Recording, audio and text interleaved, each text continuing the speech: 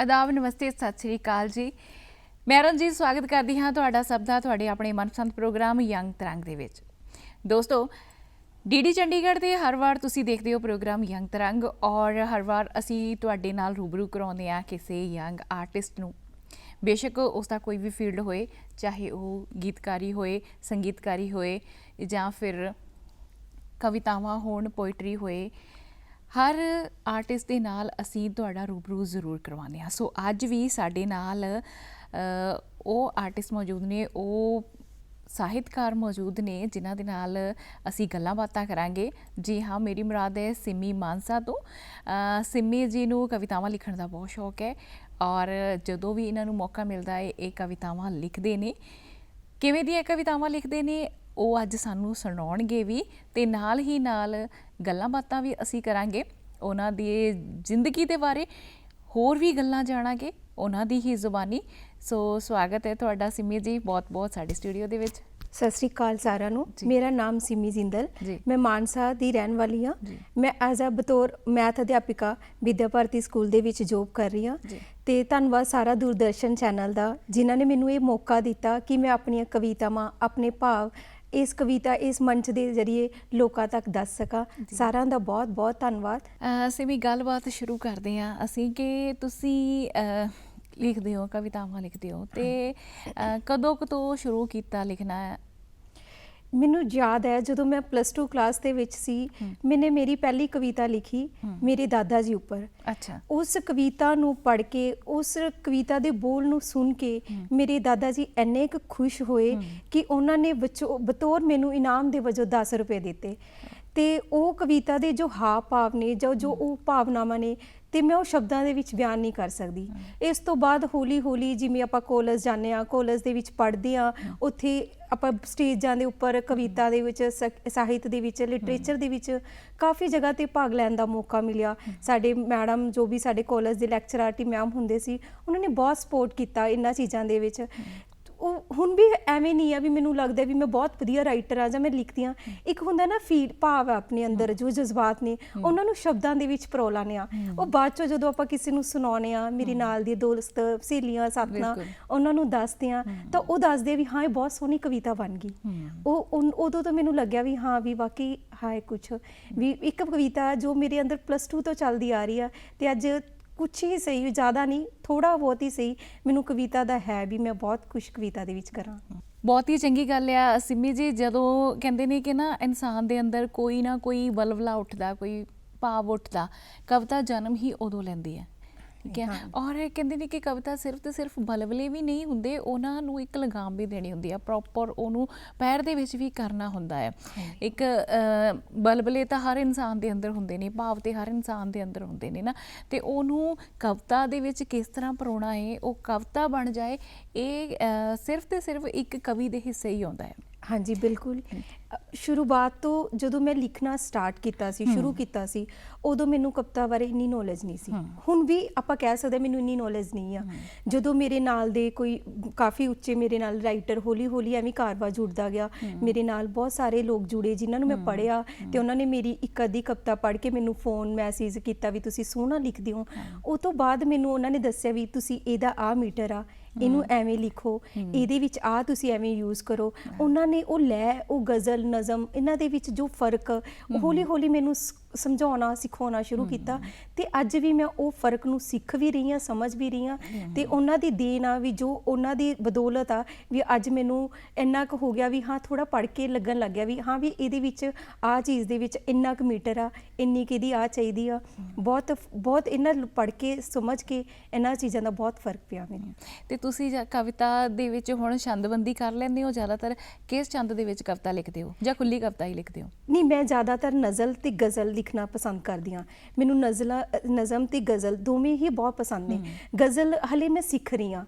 ਗਜ਼ਲ ਇੱਕ ਬਹੁਤ ਵੱਡਾ ਪੈਮਾਨਾ ਬਿਲਕੁਲ। ਜਿਹਨੂੰ ਸਿੱਖਣ ਲਈ ਲਿਖਣ ਲਈ ਪੂਰੇ ਰਾਈਟਰ ਪੂਰੇ ਲੇਖਕ ਜੋ ਲਿਖਦੇ ਨੇ ਜੀ। ਉਹ ਪੂਰਾ ਆਪਾਂ ਕਹਿੰਦੇ ਆ ਵੀ ਪੂਰਾ ਇੱਕ ਦਾਇਰਾ ਬਣਾ ਲੈਂਦੇ ਆ ਵੀ ਬਿਲਕੁਲ। ਉਹਨਾਂ ਦਾ ਆਪਾਂ ਸਮੇਟ ਨਹੀਂ ਸਕਦੇ ਉਹਨੂੰ ਗਜ਼ਲ ਨੂੰ। ਤਾਂ ਉਹ ਚੀਜ਼ ਮੈਂ ਹਾਲੇ ਸਿੱਖ ਰਹੀ ਹਾਂ। ਮੈਨੂੰ ਗਜ਼ਲ ਤੇ ਹੈ ਵੀ ਮੈਂ ਜੋ ਵੀ ਲਿਖਾਂ ਅੱਗੇ ਅੱਗੇ ਹੌਲੀ ਹੌਲੀ ਜੋ ਇਸ ਖੇਤਰ ਦੇ ਵਿੱਚ ਵਧਾਂ ਤਾਂ ਮੈਂ ਗਜ਼ਲ ਸਿੱਖਾਂ ਵੱਧ ਤੋਂ ਵੱਧ। ਅੱਛਾ। ਗਜ਼ਲ ਤੇ ਨਜ਼ਮ। ਠੀਕ, ਤੁਹਾਡੀ ਜਿਹੜੀ ਜ਼ਿਆਦਾ ਤੁਹਾਡਾ ਫੋਕਸ ਹੈ ਜਾਂ ਜ਼ਿਆਦਾ ਤੁਹਾਡੀ ਡਿਜ਼ਾਇਰ ਆ ਉਹ ਗਜ਼ਲ ਲਿਖਣ ਦੀ ਆ। ਹਾਂਜੀ ਹਾਂ। ਤੇ ਗਜ਼ਲ ਲਿਖ ਕੇ ਤੁਹਾਡਾ ਇਹ ਵੀ ਹੈ ਕਿ ਉਹਨੂੰ ਗੁਣਗੁਣਾਇਆ ਵੀ ਜਾਏ, ਉਹਨੂੰ ਗਾਇਆ ਵੀ ਕਰੋਗੇ ਜਾਂ ਸਿਰਫ ਲਿਖਣ ਤੱਕ ਹੀ ਰਹੇਗਾ? ਨਹੀਂ, ਮੇਰਾ ਫਿਲਹਾਲ ਸਿਰਫ ਇੰਨਾ ਹੈ ਵੀ ਮੈਂ ਲਿਖਾਂ ਸਿਰਫ, ਕਿਉਂਕਿ ਕੁਝ ਹੁੰਦਾ ਵੀ ਗੁਨਗੁਣਾ ਸਿਰਫ ਆਪਣੇ ਤੱਕ ਲੈਂਦੇ ਆ।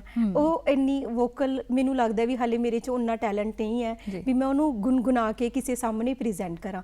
ਬੋਲ ਸਕਦੇ ਹਾਂ ਆਪਾਂ, ਉਹ ਲਿਖਤਾਂ ਨੂੰ ਪ੍ਰੈਜ਼ੈਂਟ ਕਰ ਸਕਦੇ ਹਾਂ, ਪਰ ਗੁਨਗੁਣਾ ਕੇ ਗੀਤ ਦੇ ਕੇ ਉਹਨੂੰ ਆਵਾਜ਼ ਦੇ ਕੇ ਉਹਦਾ ਹਾਲੇ ਮੇਰਾ ਕੋਈ ਇਸ ਚੀਜ਼ ਤੇ ਵਿਚਾਰ ਨਹੀਂ ਆ।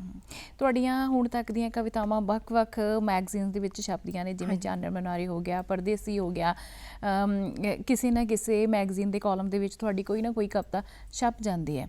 ਤੇ ਤੁਹਾਡੀ ਕੋਈ ਕਵਿਤਾ ਅਸੀਂ ਸੁਣਨਾ ਚਾਹਾਂਗੇ, ਸੁਣਾਓਗੇ ਕੋਈ? ਹਾਂਜੀ ਹਾਂ, ਜ਼ਰੂਰ ਮੈਮ। ਮੈਨੂੰ ਜ਼ਿਆਦਾਤਰ ਨਾ ਜੋ ਵੀ ਕਵਿਤਾ ਮੈਂ ਲਿਖਣ ਦਾ ਸ਼ੌਂਕ ਆ ਉਹ ਮੈਨੂੰ ਉਸ ਚੀਜ਼ ਤੇ ਹੈ ਵੀ ਜਦੋਂ ਆਪਾਂ ਕਹਿੰਦੇ ਆ ਵੀ ਲੋਕ ਆਪਣੀ ਜ਼ਿੰਦਗੀ ਤੋਂ ਹਾਰ ਜਾਂਦੇ ਨੇ, ਮੈਂ ਕਦੇ ਨਹੀਂ ਚਾਹਾਂਗੀ ਵੀ ਕੋਈ ਵੀ ਲੋਕ ਆ, ਕੋਈ ਵੀ ਆਪਣੀ ਜ਼ਿੰਦਗੀ ਦੇ ਕੋਈ ਵੀ ਇਹੋ ਜਿਹਾ ਪੜਾਅ ਆਉਂਦਾ ਜਿੱਥੇ ਆਪਾਂ ਨੂੰ ਲੱਗਦਾ ਵੀ ਆਪਾਂ ਜ਼ਿੰਦਗੀ ਹਾਰ ਚੁੱਕੇ ਹਾਂ, ਆਪਾਂ ਨੂੰ ਉੱਥੇ ਲੱਗਦਾ ਵੀ ਆਪਾਂ ਕੁਝ ਨਹੀਂ ਕਰਨਾ ਚਾਹੁੰਦੇ, ਨਹੀਂ ਕਰੀਏ ਬਸ। ਉਸ ਟਾਈਮ ਮੈਂ ਆਪਦੇ ਆਪ ਨੂੰ ਮੋਟੀਵੇਟ ਕਰਨ ਲਈ, ਆਪਦੇ ਆਪ ਨੂੰ ਸਮਝਾਉਣ ਲਈ ਮੈਂ ਉਸ ਟਾਈਮ ਬਹੁਤ ਕਵਿਤਾਵਾਂ ਲਿਖਦੀਆਂ। ਤਾਂ ਮੇਰੀ ਇੱਕ ਕਵਿਤਾ ਜੋ ਮੈਨੂੰ ਮੇਰੇ ਦਿਲ ਦੇ ਬਹੁਤ ਕਰੀਬ ਹੈ ਉਹ ਹੈ, ਜ਼ਿੰਦਗੀ ਮੈਨੂੰ ਜਿੱਤਣ ਨਹੀਂ ਦਿੰਦੀ, ਜ਼ਿੰਦਗੀ ਮੈਨੂੰ ਜਿੱਤਣ ਨਹੀਂ ਦਿੰਦੀ ਤੇ ਮੈਂ ਹਾਰਦਾ ਨਹੀਂ, ਜ਼ਿੰਦਗੀ ਮੈਨੂੰ ਜਿੱਤਣ ਨਹੀਂ ਦਿੰਦੀ ਤੇ ਮੈਂ ਹਾਰਦਾ ਨਹੀਂ, ਸਾਡੀ ਇਹੀ ਤਕਰਾਰ ਕਰਕੇ ਅੱਜ ਮੈਂ ਮੁਸਾਫਿਰ ਹਾਂ। ਜ਼ਿੰਦਗੀ ਮੈਨੂੰ ਜਿੱਤਣ ਨਹੀਂ ਦਿੰਦੀ ਤੇ ਮੈਂ ਹਾਰਦਾ ਨਹੀਂ, ਸਾਡੀ ਇਹੀ ਤਕਰਾਰ ਕਰਕੇ ਅੱਜ ਮੈਂ ਮੁਸਾਫਿਰ ਹਾਂ। ਜ਼ਿੰਦਗੀ ਰਾਹੀ ਰੋੜੇ ਵਿਛਾ ਦੇਵੇ, ਜ਼ਿੰਦਗੀ ਰਾਹੀ ਰੋੜੇ ਵਿਛਾ ਦੇਵੇ, ਮੈਂ ਫੁੱਲ ਵਾਂਗ ਚੁੰਮ ਲਵਾਂ, ਜ਼ਿੰਦਗੀ ਰਾਹੀ ਰੋੜੇ ਵਿਛਾ ਦੇਵੇ, ਮੈਂ ਫੁੱਲ ਵਾਂਗ ਚੁੰਮ ਲਵਾਂ, ਖੁਦ ਨੂੰ ਹਿੰਮਤ ਦੇ ਸਕਾਂ ਇੰਨਾ ਕੁ ਤਾਂ ਮੈਂ ਕਾਬਿਲ ਹਾਂ, ਖੁਦ ਨੂੰ ਹਿੰਮਤ ਦੇ ਸਕਾਂ ਇੰਨਾ ਕੁ ਤਾਂ ਮੈਂ ਕਾਬਿਲ ਹਾਂ। ਅਖੀਰ ਪੌੜੀ ਚੜਾ, ਜਦ ਆਪਾਂ ਹੁੰਦਾ ਨਾ ਵੀ ਜ਼ਿੰਦਗੀ ਦੀ ਅਖੀਰ ਪੌੜੀ ਚੜ ਚੁੱਕੇ ਆ ਵੀ ਆਪਾਂ ਤਾਂ ਮਤਲਬ ਸਾਰਾ ਕੁਝ ਹਾਸਿਲ ਕਰ ਲਿਆ, ਅਖੀਰ ਪੌੜੀ ਜਦ ਚੜਾ ਮੁੜ ਜ਼ਮੀਨ ਤੇ ਪਲਟ ਦੇਵੇ, ਅਖੀਰ ਪੌੜੀ ਜਦ ਚੜਾ ਮੁੜ ਜ਼ਮੀਨ ਤੇ ਪਲਟ ਦੇਵੇ, ਤੂੰ ਬੇਫਿਕਰ ਰਹਿ ਜ਼ਿੰਦਗੀ, ਤੇਰੀ ਹਰ ਨਵੀਂ ਸ਼ੁਰੂਆਤ ਲਈ ਮੈਂ ਹਾਜ਼ਰ ਹਾਂ, ਤੂੰ ਬੇਫਿਕਰ ਰਹਿ ਜ਼ਿੰਦਗੀ, ਤੇਰੀ ਹਰ ਨਵੀਂ ਸ਼ੁਰੂਆਤ ਲਈ ਮੈਂ ਹਾਜ਼ਰ ਹਾਂ। ਸ਼ਿਵ ਦਾ ਮੁਰੀਦ ਹਾਂ, ਸ਼ਿਵ ਮੈਂ ਆਪਣੀਆਂ ਸਾਰੀਆਂ ਕਵਿਤਾ ਵਿੱਚ ਉਹ ਪਰਮਾਤਮਾ ਸ਼ਿਵ ਉਹਨੂੰ ਯਾਦ ਕਰਕੇ ਉਹਨਾਂ ਦੀ ਬਦੌਲਤ ਹੀ ਕਹਿ ਸਕਦੇ ਮੈਨੂੰ ਇਹ ਬਖਸ਼ਿਸ਼ ਹੈ, ਉਹਨਾਂ ਨੂੰ ਯਾਦ ਕਰਕੇ ਮੈਂ ਜ਼ਰੂਰ ਨਾਮ ਜ਼ਿਕਰ ਕਰਦੀ ਹਾਂ। ਸ਼ਿਵ ਦਾ ਮੁਰੀਦ ਹਾਂ, ਦੁੱਖਾਂ ਤੋਂ ਹਾਰਦਾ ਨਹੀਂ ਜੀ, ਸ਼ਿਵ ਦਾ ਮੁਰੀਦ ਹਾਂ, ਦੁੱਖਾਂ ਤੋਂ ਹਾਰਦਾ ਨਹੀਂ, ਸੁੱਖਾਂ ਨੂੰ ਸਿਰ ਚਾੜਦਾ ਨਹੀਂ, ਸ਼ਿਵ ਦਾ ਮੁਰੀਦ ਹਾਂ, ਦੁੱਖਾਂ ਤੋਂ ਹਾਰਦਾ ਨਹੀਂ, ਸੁੱਖਾਂ ਨੂੰ ਸਿਰ ਚਾੜਦਾ ਨਹੀਂ, ਤੈਨੂੰ ਪਿੱਛੇ ਲੈ ਲੈ ਘੁੰਮੂ, ਮੇਰੀ ਜ਼ਿੱਦ ਤੋਂ ਜ਼ਿੰਦਗੀ ਮੈਂ ਵੀ ਵਾਕਿਫ ਹਾਂ, ਮੇਰੀ ਜ਼ਿੱਦ ਤੋਂ ਜ਼ਿੰਦਗੀ ਮੈਂ ਵੀ ਵਾਕਿਫ ਹਾਂ। ਵਾਹ, ਬਹੁਤ ਖੂਬ। ਔਰ ਇੱਕ ਹੁੰਦਾ ਨਾ ਕਿ ਇਨਸਾਨ, ਇਹ ਬਿਲਕੁਲ ਤੁਹਾਡੀ ਗੱਲ ਸਹੀ ਹੈ ਕਿ ਜਦੋਂ ਅਸੀਂ ਟੁੱਟਦੇ ਹਾਂ, ਜ਼ਿੰਦਗੀ ਤੋਂ ਹਾਰਦੇ ਹਾਂ, ਇਹ ਜਿਹੜਾ ਪਲ ਹੁੰਦਾ ਨਾ ਇਹ ਹਰ ਇਨਸਾਨ ਦੀ ਜ਼ਿੰਦਗੀ ਦੇ ਵਿੱਚ ਆਉਂਦਾ। ਕੋਈ ਕਿੱਡਾ ਵੀ ਵੱਡਾ ਅਮੀਰ ਵਿਅਕਤੀ ਕਿਉਂ ਨਾ ਹੋਏ, ਕੋਈ ਕਿੱਡਾ ਵੀ ਵੱਡਾ ਅਮੀਰ ਕਿਉਂ ਨਾ ਹੋਵੇ, ਤੇ ਚਾਹੇ ਕੋਈ ਕਿੰਨਾ ਵੀ ਗਰੀਬ ਕਿਉਂ ਨਾ ਹੋਏ, ਜ਼ਿੰਦਗੀ ਦੇ ਵਿੱਚ ਹਰ ਇਨਸਾਨ ਦੇ ਵਿੱਚ ਕੋਈ ਨਾ ਕੋਈ ਪਲ ਇਸ ਤਰ੍ਹਾਂ ਦਾ ਆ ਹੀ ਜਾਂਦਾ ਹੈ ਜਿਸ ਵੇਲੇ ਨਾ ਉਹ ਆਪਣੇ ਆਪ ਨੂੰ ਸਭ ਪਾਸਿਆਂ ਤੋਂ ਥੱਕਿਆ ਹਾਰਿਆ ਮਹਿਸੂਸ ਕਰਦਾ। ਬਿਲਕੁਲ ਮੈਮ ਜੀ, ਆਪਾਂ ਨੂੰ ਲੱਗਦਾ ਵੀ ਆਪਾਂ ਇਕੱਲੇ ਦੁਖੀ ਆ, ਮਤਲਬ ਸਾਰੀ ਆਪਣੀ ਇਹ ਸੰਸਾਰ ਹੈ ਨਾ, ਸਾਰਿਆਂ ਨੂੰ ਲੱਗ ਰਿਹਾ ਵੀ ਮੈਨੂੰ ਬਸ ਮੇਰੀ ਲਈ ਲਾਈਫ ਖਤਮ ਆ, ਵੀ ਮੇਰਾ ਆਹ ਚੀਜ਼ ਪੂਰੀ ਨਹੀਂ ਹੋਈ, ਮੇਰੀ ਆ ਖਤਮ ਆ। ਹਰ ਵਾਰ ਕਈ ਵਾਰ ਹੁੰਦਾ ਲਾਈਫ ਦੇ ਵਿੱਚ ਨਵੇਂ-ਨਵੇਂ ਚੈਲੰਜਸ ਆਉਂਦੇ ਆ, ਆਪਾਂ ਨੂੰ ਉਹਨਾਂ ਨੂੰ ਫੇਸ ਕਰਨਾ, ਉਹਨਾਂ ਨੂੰ ਕਿਵੇਂ ਡੀਲ ਕਰਨਾ, ਸਾਰਾ ਕੁਝ ਆਪਣੇ ਤੇ ਆ। ਜੇ ਆਪਾਂ ਕਹੀਏ ਵੀ ਆਪਾਂ ਨੂੰ ਕੋਈ ਆ ਕੇ ਕਹੂਗਾ ਵੀ ਮੋਟੀਵੇਟ ਕਰੂਗਾ ਵੀ ਚੱਲ ਤੂੰ ਖੜਾ ਹੋ ਕੰਮ ਕਰ, ਹਨਾ, ਉਹ ਬਹੁਤ ਘੱਟ ਪਰਸਨ ਹੋਣਗੇ ਆਪਾਂ ਨੂੰ ਇਹ ਕਹਿਣ ਵਾਲੇ। ਆਪਾਂ ਨੂੰ ਖੁਦ ਮੋਟੀਵੇਟ ਆਪਾਂ ਆਪਣੇ ਆਪ ਨੂੰ ਜਿੰਨਾ ਕਰ ਸਕਦੇ ਹਾਂ ਉਹਨਾਂ ਕੋਈ ਵੀ ਨਹੀਂ ਕਰ ਸਕਦਾ। ਤਾਂ ਮੈਨੂੰ ਲੱਗਦਾ ਵੀ ਕੋਈ ਵੀ ਇਦਾਂ ਦਾ ਟਾਈਮ ਆਵੇ, ਕੋਈ ਵੀ ਇਦਾਂ ਦਾ ਪਲ ਆਵੇ ਜਦੋਂ ਆਪਾਂ ਨੂੰ ਲੱਗੇ ਵੀ ਨਹੀਂ ਬਸ ਹੁਣ ਮੇਰੀ ਬੱਸ ਹੋ ਚੁੱਕੀ ਹੈ, ਤਾਂ ਉਸ ਟਾਈਮ ਮੈਨੂੰ ਲੱਗਦਾ ਆਪਾਂ ਸਭ ਤੋਂ ਵਧੀਆ ਜਗ੍ਹਾ ਤੇ ਹੁੰਨੇ ਆ ਵੀ ਆਪਾਂ ਜ਼ਿੰਦਗੀ 'ਚ ਕੁਝ ਕਰ ਸਕੀਏ। ਬਿਲਕੁਲ, ਆਪਣੇ ਆਪ ਦੇ ਨਾਲ ਜੂਝ ਕੇ, ਆਪਣੇ ਆਪ ਦੇ ਨਾਲ ਲੜ ਕੇ ਅੱਗੇ ਵਧਣਾ, ਇਹ ਸਿਰਫ ਤੇ ਸਿਰਫ ਕੁਝ ਇਨਸਾਨਾਂ ਦੇ ਹੱਥੀ ਆਉਂਦਾ। ਔਰ ਕਈ ਵਾਰ ਤਾਂ ਅਸੀਂ ਇਵੇਂ ਇੰਨਾ ਕੁ ਦੇਖ ਲੈਂਦੇ ਹਾਂ ਇਨਸਾਨ ਨੂੰ ਟੁੱਟਿਆ ਭੱਜਿਆ ਕਿ ਕਈ ਵਾਰ ਲੋਕ ਜ਼ਿੰਦਗੀ ਤੋਂ ਇੰਨਾ ਕੁ ਹਾਰਦੇ ਨੇ ਕਿ ਆਤਮ ਹੱਤਿਆ ਵਾਲੇ ਪਾਸੇ ਨੂੰ ਬਿਲਕੁਲ, ਜਾਂਦੇ ਨੇ, ਹਾਂਜੀ, ਹਾਂ। ਸੁਸਾਈਡ ਵਾਲੀ ਸਾਈਡ ਨੂੰ ਜਾਂਦੇ ਨੇ। ਸੋ ਇਸ ਲਈ ਇੱਕ ਤਾਂ ਜ਼ਰੂਰੀ ਇਹ ਹੁੰਦਾ ਕਿ ਤੁਸੀਂ ਕਿਸੇ ਨਾ ਕਿਸੇ ਚੀਜ਼ ਨਾਲ ਜੁੜੋ ਜ਼ਰੂਰ। ਹਾਂਜੀ, ਬੇਸ਼ੱਕ ਉਹ ਸੰਗੀਤ ਹੋਏ, ਬੇਸ਼ੱਕ ਤੁਹਾਡਾ ਕੋਈ ਹੋਰ ਸ਼ੌਕ ਹੋਵੇ, ਬੇਸ਼ੱਕ ਤੁਹਾਨੂੰ ਕੋਈ ਪੜ੍ਹਨ ਦਾ ਸ਼ੌਕ ਹੈ, ਕਿਸੇ ਨਾ ਕਿਸੇ ਚੀਜ਼ ਦੇ ਨਾਲ ਜੁੜਨਾ ਜ਼ਰੂਰ ਹੁੰਦਾ ਹੈ ਤਾਂ ਕਿ ਤੁਸੀਂ ਆਪਣਾ ਜਿਹੜਾ ਹੈ ਨਾ ਸੈਲਫ ਐਨਾਲਿਸਿਸ ਕਰ ਸਕੋ। ਜੋ ਸੰਗੀਤ, ਬੁੱਕਸ, ਕਿਤਾਬਾਂ ਇਹ ਇਦਾਂ ਦੇ ਦੋਸਤ ਨੇ ਤੁਹਾਡੇ ਜੀ। ਜੋ ਜ਼ਿੰਦਗੀ 'ਚ ਕਦੇ ਤੁਹਾਨੂੰ ਧੋਖਾ ਨਹੀਂ ਦਿੰਦੇ। ਬਿਲਕੁਲ। ਇਹ ਜਦੋਂ ਤੁਸੀਂ ਸੰਗੀਤ ਨਾਲ ਜੁੜਦੇ ਹੋ, ਤੁਹਾਡੇ ਜਿਹੜੇ ਅੰਦਰ ਜੋ ਤੁਹਾਡੀ ਤਨਹਾਈ ਹੁੰਦੀ ਆ, ਆਪਾਂ ਕਹਿੰਦੇ ਕੱਲਾਪਨ ਹੁੰਦਾ, ਉਹ ਤੁਹਾਡਾ ਮਿਟ ਜਾਂਦਾ। ਜੀ। ਸੰਗੀਤ ਤੁਹਾਨੂੰ ਇੰਨਾ ਕੁ ਰੂਹਾਨੀਅਤ ਉਹ ਕਰਦਾ, ਪ੍ਰਦਾਨ ਕਰਦਾ ਵੀ ਤੁਹਾਨੂੰ ਲੱਗਦਾ ਵੀ ਵਾਕਈ ਜ਼ਿੰਦਗੀ ਬਹੁਤ ਖੂਬਸੂਰਤ ਆ। ਚਾਹੇ ਤੁਸੀਂ ਕਿਸੇ ਵੀ ਸਿਚੁਏਸ਼ਨ 'ਚ ਹੋਵੋ, ਤੁਹਾਨੂੰ ਜ਼ਿੰਦਗੀ ਬਹੁਤ ਹੀ ਸੋਹਣੀ ਲੱਗਣੀ ਆ। ਬਿਲਕੁਲ। ਜੇ ਸੰਗੀਤ, ਕਵਿਤਾਵਾਂ, ਕਿਤਾਬਾਂ ਇਹ ਇੰਨੇ ਕੁ ਵਧੀਆ ਦੋਸਤ ਨੇ ਜੀ। ਵੀ ਹਰ ਜਗ੍ਹਾ ਹਰ ਟਾਈਮ ਤੁਹਾਨੂੰ ਜਿੱਤਣ ਲਈ ਮੋਟੀਵੇਟ ਕਰਦੇ ਨੇ, ਜਿੱਤਣ ਦੀ ਤੁਹਾਨੂੰ ਪ੍ਰੇਰਨਾ ਦਿੰਦੇ ਨੇ। ਬਿਲਕੁਲ। ਉਹ ਕਹਿੰਦੇ ਵੀ ਨੇ ਨਾ ਕਿ ਜੇ ਮੁਹੱਬਤ ਕਰਨੀ ਹੋਵੇ ਤਾਂ ਕਿਤਾਬ ਨਾਲ ਕਰੋ, ਹਾਂਜੀ, ਹਾਂ। ਜੇ ਬੇਵਫਾਈ ਵੀ ਕਰੇਗੀ ਤਾਂ ਤੁਹਾਨੂੰ ਕਾਬਲ ਬਣਾ ਕੇ ਛੱਡੇਗੀ। ਬਿਲਕੁਲ, ਇਹ ਸਹੀ ਕਹੀ ਹੈ ਜਿਨ੍ਹਾਂ ਨੇ ਵੀ ਹੈ। ਜੀ। ਇਹ ਜੋ ਚੀਜ਼ਾਂ ਨੇ ਨਾ, ਇਹ ਜ਼ਿੰਦਗੀ ਦੇ ਵਿੱਚ ਮੈंने ਖੁਦ ਅਪਲਾਈ ਕੀਤੀਆਂ ਹੋਈਆਂ। ਮੈਂ ਕਦੇ ਇੱਕ ਟਾਈਮ ਆਇਆ ਸੀ ਜਦੋਂ ਮੈਨੂੰ ਲੱਗਦਾ ਸੀ ਵੀ ਮੈਂ ਨਹੀਂ ਕੁਛ ਨਹੀਂ ਕਰਨਾ, ਮੈਂ ਨਹੀਂ ਕਰਨਾ, ਮੈਂ ਛੱਡ ਦੇਣਾ ਬਸ, ਜੀ। ਮੈਂ ਕੋਈ ਕਵਿਤਾਵਾਂ, ਕੋਈ ਬੁੱਕਸ ਕੁਛ ਵੀ ਨਹੀਂ ਪੜ੍ਹਨਾ। ਫਿਰ ਮੈਨੂੰ ਲੱਗਿਆ ਵੀ ਮੈਂ ਜਦੋਂ 2 ਦਿਨ ਲਈ ਆਪਾਂ ਛੱਡ ਦਿੰਦੇ ਨਾ, ਗੁੱਸੇ ਹੋ ਕੇ ਕਿਸੇ ਵੀ ਚੀਜ਼ ਤੋਂ ਭੱਜਦੇ ਆਪਾਂ ਪਹਿਲਾਂ ਚੀਜ਼ ਨੂੰ ਛੱਡਣ ਤੇ ਜਾਂਦੇ ਆ। ਜੀ। ਮੈਂ ਛੱਡਿਆ ਜਦੋਂ ਮੈਨੂੰ ਲੱਗਿਆ ਵੀ ਵਾਕਈ ਵੀ ਮੈਨੂੰ ਤਾਂ ਮਤਲਬ ਜਿਹੜੀ ਮੇਰਾ ਹੋਰ ਸਕੂਨ ਸੀ ਉਹ ਵੀ ਚਲਾ ਗਿਆ।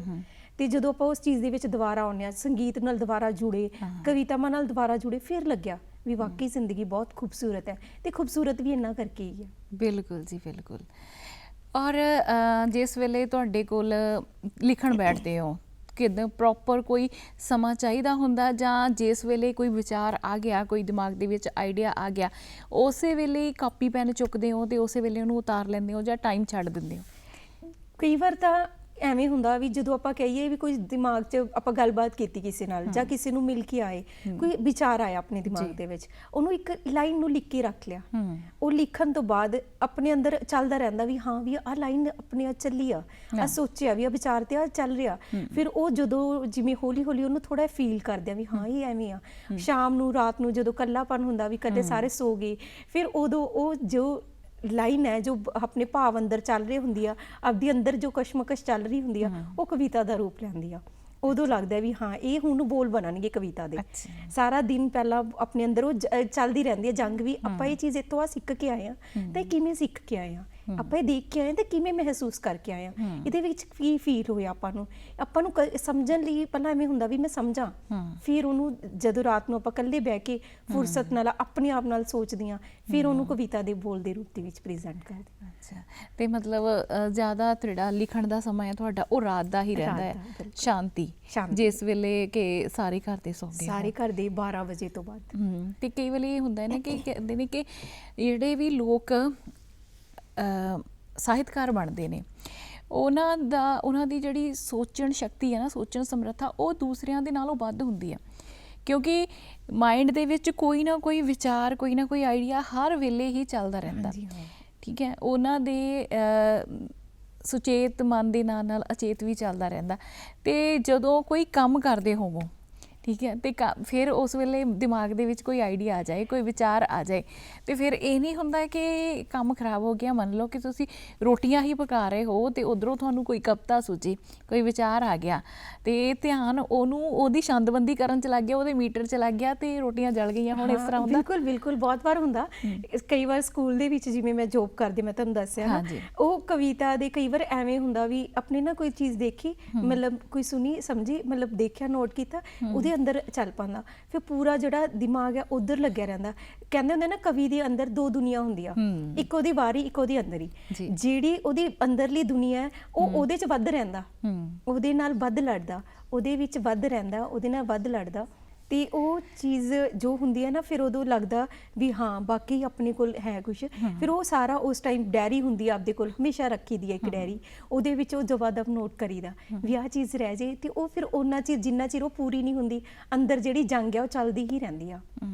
ਤੇ ਵਿਚਾਰ ਤੁਹਾਡੇ ਇਸੇ ਤਰ੍ਹਾਂ ਤੁਹਾਡੀਆਂ ਕਵਿਤਾਵਾਂ ਦੇ ਜ਼ਰੀਏ ਜਾਣਦੇ ਰਵਾਂਗੇ ਤੇ ਤੁਹਾਡੀ ਇੱਕ ਹੋਰ ਕਵਿਤਾ ਸੁਣਾਂਗੇ। ਮੈਂ ਮੇਰੇ ਵਰਗੀਆਂ ਕੁਝ ਕੁੜੀਆਂ ਨਾ ਬਹੁਤ ਸਿੰਪਲ ਹੁੰਦੀਆਂ ਵੀ ਜਿਨ੍ਹਾਂ ਨੂੰ ਹੁੰਦਾ ਵੀ ਕੋਈ ਮੇਕਅਪ ਕੋਈ ਸੇ ਚੀਜ਼ ਦਾ ਬਹੁਤਾ ਸ਼ੌਂਕ ਨਹੀਂ ਹੁੰਦਾ, ਜਾਂ ਆਪਾਂ ਕਹਿ ਸਕਦੇ ਜ਼ਿੰਮੇਵਾਰੀਆਂ ਨੇ ਬਹੁਤ ਘੇਰੀਆਂ ਹੁੰਦੀਆਂ। ਉਹਨਾਂ ਦੀ ਜ਼ਿੰਮੇਵਾਰੀਆਂ ਦੇ ਵਿੱਚ ਉਹ ਜਿਹੜੀਆਂ ਆਪਦੇ ਹਾਰ ਸ਼ਿੰਗਾਰ ਬਾਹਰਲਾ ਹਾਰ ਸ਼ਿੰਗਾਰ ਆ ਉਹ ਕਰਨਾ ਭੁੱਲ ਜਾਂਦੀਆਂ।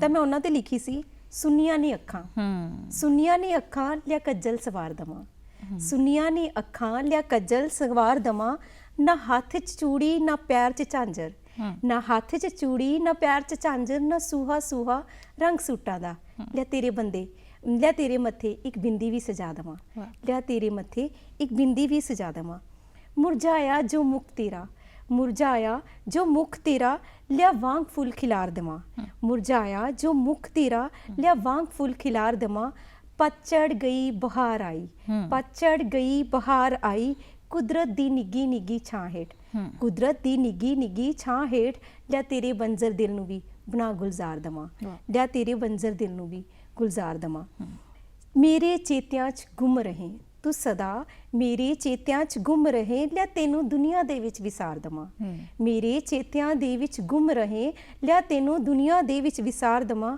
ਅੱਖਾਂ ਬੰਦ ਕਰ ਖੋਲ ਬਾਹਾਂ, ਅੱਖਾਂ ਬੰਦ ਕਰ ਖੋਲ ਬਾਹਾਂ, ਤੂੰ ਮਹਿਸੂਸ ਤਾਂ ਕਰ ਤੈਨੂੰ ਤੇਰੇ ਲਈ ਹੀ ਪਿਆਰ ਮੈਂ ਬੇਸ਼ੁਮਾਰ ਦਵਾਂ, ਤੈਨੂੰ ਤੇਰੇ ਲਈ ਹੀ ਪਿਆਰ ਮੈਂ ਬੇਸ਼ੁਮਾਰ ਦਵਾਂ, ਤੂੰ ਦੋ ਚੱਲ ਕਦਮ, ਤੂੰ ਦੋ ਚੱਲ ਕਦਮ ਲਿਆ ਤੈਨੂੰ ਲੰਬੀ ਉਡਾਰ ਦਵਾਂ, ਤੂੰ ਦੋ ਚੱਲ ਕਦਮ ਤੈਨੂੰ ਲੰਬੀ ਉਡਾਰ ਦਵਾਂ, ਮੈਂ ਨਿਰਮੋਹੀ ਮੈਂ ਬੇਦਰਦੀ, ਮੈਂ ਨਿਰਮੋਹੀ ਮੈਂ ਬੇਦਰਦੀ ਤੇਰੀ ਪੀੜ ਨਾ ਸਮਝਾਂ, ਲਿਆ ਮੈਂ ਨਿਰਮੋਹੀ ਮੈਂ ਬੇਦਰਦੀ ਤੇਰੀ ਪੀੜ ਜਮਾ ਨਾ ਸਮਝਾਂ, ਲਿਆ ਸ਼ਿਵ ਤੇਰੇ ਚੋਂ ਸ਼ਿਵ ਨੂੰ ਕੱਢ ਤੈਨੂੰ ਜਿੰਦਲ ਦੀ ਖੈਰਾਤ ਦਵਾਂ, ਤੇਰੇ ਚੋਂ ਸ਼ਿਵ ਕੱਢ ਤੈਨੂੰ ਜਿੰਦਲ ਦੀ ਖੈਰਾਤ ਦਵਾਂ।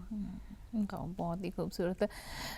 ਸਿਮੀ, ਤੁਸੀਂ ਸਕੂਲ ਦੇ ਵਿੱਚ ਪੜ੍ਹਾਉਂਦੇ ਹੋ ਨਾ, ਦੱਸਿਆ ਤੁਸੀਂ, ਤੇ ਤੁਹਾਡਾ ਸਟੂਡੈਂਟਸ ਦੇ ਨਾਲ ਬੱਚਿਆਂ ਦੇ ਨਾਲ ਬਾਹ ਪੈਂਦਾ, ਕਿ ਕਦੇ ਮਨ ਦੇ ਵਿੱਚ ਇਹ ਨਹੀਂ ਆਇਆ ਕਿ ਇਹਨਾਂ ਬੱਚਿਆਂ ਦੀਆਂ ਕਿਸ ਤਰ੍ਹਾਂ ਦੀਆਂ ਭਾਵਨਾਵਾਂ ਹੁੰਦੀਆਂ ਨੇ, ਬੱਚਿਆਂ ਦੀਆਂ ਕੀ ਉਮੰਗਾਂ ਹੁੰਦੀਆਂ ਨੇ, ਕਿ ਕਦੇ ਬੱਚਿਆਂ ਦੇ ਲਈ ਵੀ ਲਿਖਣ ਦਾ ਕੁਝ ਮਨ ਕੀਤਾ ਹੈ ਜਾਂ ਨਹੀਂ? ਮੈਂ ਬਚਪਨ ਦੇਖੋ, ਆਪਾਂ ਅੱਜ ਦਾ ਜੋ ਟਾਈਮ ਹੈ ਨਾ ਬਹੁਤ ਚੇਂਜ ਹੋ ਗਿਆ। ਆਪਣੇ ਟਾਈਮ ਦੇ ਵਿੱਚ ਜਦੋਂ ਆਪਣੀਆਂ ਖੇਡਾਂ ਸੀ, ਆਪਣਾ ਜੋ ਮਾਹੌਲ ਸੀ, ਆਪਣਾ ਜੋ ਫੀਲ ਸੀ, ਆਪਣੀ ਜੋ ਸੋਚਣੀ ਸੀ, ਉਹ ਅੱਜ ਦੇ ਬੱਚਿਆਂ ਨਾਲੋਂ ਬਹੁਤ ਡਿਫਰੈਂਟ ਆ। ਤੇ ਮੈਨੂੰ ਲੱਗਦਾ ਵੀ ਮੈਂ ਬੱਚਿਆਂ ਨੂੰ ਜਦੋਂ ਉਹਨਾਂ ਨੂੰ ਦੇਖਦੀ ਹਾਂ, ਆਬਜ਼ਰਵ ਕਰਦੀ ਹਾਂ, ਆਪਾਂ ਨੋਟ ਕਰਦੇ ਹਾਂ ਬੱਚਿਆਂ ਦੇ ਹਾਵ ਭਾਵ, ਮੈਂ ਸਭ ਤੋਂ ਬਹੁਤ ਜੋ ਚੀਜ਼ ਨੋਟ ਕੀਤੀ ਆ, ਮੈਨੂੰ ਜੋ ਫੀਲ ਹੁੰਦੀ ਆ, ਮੈਂ ਇੱਕ ਲਿਖੀ ਸੀ ਕਵਿਤਾ ਸੁੰਨਾ ਵੇੜਾ, ਤਾਂ ਉਹ ਕਵਿਤਾ ਦੇ ਵਿੱਚ ਨੇ ਦੱਸਿਆ ਸੀ ਵੀ ਅੱਜ ਕੱਲ੍ਹ ਦੇ ਜੋ ਬੱਚੇ ਹੈ ਨਾ, ਉਹ ਮਾਂ-ਬਾਪ ਨਾਲ ਜੋ ਉਹਨਾਂ ਦੀ ਅਟੈਚਮੈਂਟ ਹੈ ਜਾਂ ਉਹਨਾਂ ਦਾ ਪਿਆਰ ਹੈ, ਉਹ ਸਿਰਫ ਇੱਕ ਚੀਜ਼ਾਂ ਤੱਕ ਰਹਿ ਗਿਆ, ਦੁਨਿਆਵੀ ਚੀਜ਼ਾਂ ਤੱਕ। ਉਹਨਾਂ ਨੂੰ ਨੋਟ ਕਰਕੇ, ਉਹਨਾਂ ਦੇ ਉਹ ਹਾਵ ਭਾਵ ਨੂੰ ਲੈ ਕੇ ਮੈਨੂੰ ਲੱਗਿਆ ਵੀ ਜੋ ਅੱਜ ਦੇ ਟਾਈਮ ਦੇ ਵਿੱਚ ਬੱਚੇ ਮਾਂ-ਬਾਪ ਨਾਲ ਪਿਆਰ ਤਾਂ ਬਹੁਤ ਕਰਦੇ ਨੇ, ਉਹਨਾਂ ਟਾਈਮ ਕਰਦੇ ਨੇ, ਬਹੁਤ ਨਹੀਂ, ਸਾਰੇ ਨਹੀਂ ਕਹਿ ਸਕਦੇ, ਪਰ ਉਹਨਾਂ ਟਾਈਮ ਕਰਦੇ ਨੇ ਜਿੰਨਾ ਚਿਰ ਆਪਾਂ ਕਹਿੰਦੇ ਚੀਜ਼ਾਂ ਹੁੰਦੀਆਂ, ਉਹ ਚੀਜ਼ਾਂ ਬਦਲ ਗਿਆ। ਤਾਂ ਮੈंने ਉਹਦੀ ਇੱਕ ਕਵਿਤਾ ਲਿਖੀ ਸੀ, ਮੈਂ ਤੁਹਾਨੂੰ ਜ਼ਰੂਰ ਸੁਣਾਉਂਗੀ। ਮੇਰੀ ਕਵਿਤਾ ਦਾ ਟਾਈਟਲ ਸੀ ਸੁੰਨਾ ਵੇੜਾ। ਸੁੰਨਾ ਵੇੜੇ ਦੇ ਵਿੱਚ ਮੈंने ਉਹ ਮਾਂ-ਬਾਪ, ਉਹਨਾਂ ਚੀਜ਼ਾਂ ਦਾ ਦਰਦ ਬਿਆਨ ਕੀਤਾ ਜਿਨ੍ਹਾਂ ਦੇ ਵਿੱਚ ਮੈਨੂੰ ਲੱਗਿਆ ਵੀ ਵਾਕਈ ਹਾਂ ਅੱਜ ਦੀ ਇਹ ਸੱਚਾਈ ਆ ਵੀ ਮਾਂ-ਬਾਪ ਦੀ ਅੱਜ ਦੇ ਟਾਈਮ ਦੇ ਵਿੱਚ ਕੋਈ ਉਹ ਉਵੇਂ ਦਾ ਹੋ ਨਹੀਂ ਆ, ਪਿਆਰ ਨਹੀਂ ਆ।